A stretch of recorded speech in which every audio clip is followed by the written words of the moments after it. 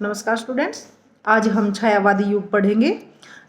छायावादी का जो युग है वो द्विवेदी युग के बाद का रूप है। छायावाद का जन्म द्विवेदी काल की जो इतिवृत्तात्मक विशेषता थी और साहित्यिक रूढ़िवादी मान्यताओं थी, उन्हीं के परिणाम स्वरूप हुआ था।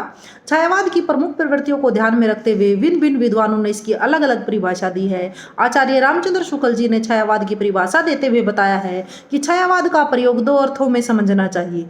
एक तो रहस्यवाद के अर्थ में, जहाँ उसका संबंध कथा वस्तु से होता है, अर्थात जहाँ कवि उस अनंत और अज्ञात प्रियतम को आलंबन बनाकर अत्यंत चित्रमयी भाषा में प्रेम की अनेक प्रकार से व्यंजना करता है। छायावाद का दूसरा प्रयोग काव्य शैली का पद्धति विशेष के व्यापक अर्थ में है। डॉक्टर रामकुमार वर्मा भी शुक्ल जी की भांति छायावाद को रहस्यवाद से अभिन्न मानते हैं।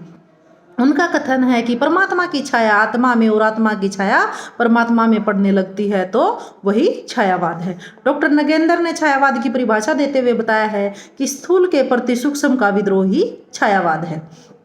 डॉक्टर देवराज ने छायावाद की परिभाषा दी है कि छायावाद गीति काव्य है, प्रकृति काव्य है और प्रेम काव्य है।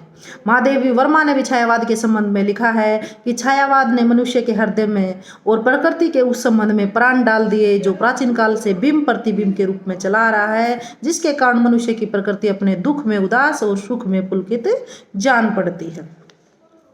छायावाद के चार जो मेन कवि थे वो थे जयशंकर प्रसाद जी और सूर्यकांत त्रिपाठी निराला, सुमित्रा नंदन पंत और महादेवी वर्मा।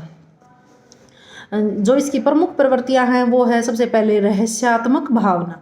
छायावादी कवियों ने जीवन और जगत के प्रति रहस्यात्मक दृष्टिकोण और पदार्थों के प्रति विस्मय, कौतूहल और अपरिचय का भाव प्रकट किया है। रहस्यात्मक एवं कौतूहल दृष्टि के कारण उन्हें रहस्यवादी कवि भी कहा गया है। छायावादी रहस्यात्मक भावना का एक उदाहरण है, हे अनंत रमणीय कौन तुम, यह मैं कैसे कह सकता हूँ, कैसे हो क्या हो इसका तो भार विचार न सह सकता हूँ। दूसरी जो इसकी विशेषता है वो है वेदना और करुणा की भावना। छायावादी काव्य की दुख और वेदना एक प्रमुख प्रवृत्ति है। महादेवी वर्मा के काव्य में वेदना का मार्मिक चित्रण हुआ है। निराला ने जीवन संघर्षों की पीड़ा को व्यक्त किया है। पंत भी अपनी वेदना व्यक्त करने में पीछे नहीं रहे। महादेवी तो अपने प्रियतम की पीड़ा और वेदना में ढूंढती दिखाई देती है। तुमको पीड़ा में ढूंढा, तुम में ढूंढूंगी पीड़ा। व्यक्तिकता, नेक्स्ट जो इसकी विशेषता है, व्यक्तिकता से अभिप्राय व्यक्तिवाद की प्रधानता से है। छायावादी कवियों ने काव्य में अपने व्यक्तित्व का प्रदर्शन किया है। उन्होंने अपने व्यक्तिगत सुख दुख का खुलकर प्रयोग किया है। प्रसाद के आंसू और पंत के उच्छ्वास में व्यक्तिवादी भावनाओं का सुंदर निरूपण हुआ है। महादेवी अपने आप से कहती है, मैं नीर भरी दुख की बदरी। इस प्रकार निराला भी अपनी व्यक्तिवादी भावनाओं को व्यक्त करते हैं। नेक्स्ट जो इसकी विशेषता है वो है प्रकृति चित्रण। छायावादी कवियों का मन प्रकृति में खूब रमा है। इस काल के काव्य में प्रकृति पर चेतना का आरोप किया गया है। इसके लिए कवियों ने मानवीकरण अलंकार का प्रयोग किया है। प्रसाद, पंत, निराला ने प्रकृति को नारी के रूप में चित्रित किया है। ऐसा वर्णन निराला की जूही की कली में मिलता है। प्रकृति के आलंबन, उद्दीपन, मानवीकरण, दूती और रहस्यवादी आदि न जाने किस किस रूप का इन्होंने वर्णन किया है। नारी, नेक्स्ट जो इसकी विशेषता है वो है नारी सौंदर्य और प्रेम का चित्रण।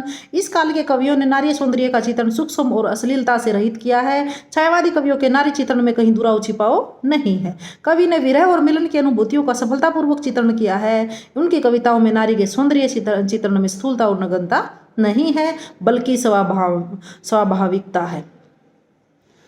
नेक्स्ट जो इसकी विशेषता है वो है मानवतावादी काव्य। सभी छायावादी कवियों ने मानवीय महत्ता के गीत गाए हैं। प्रसाद ने कामायनी में विजयनी मानवता का चित्रण किया है और पंत ने मानव की सृष्टि में सुंदरतम कृति माना है।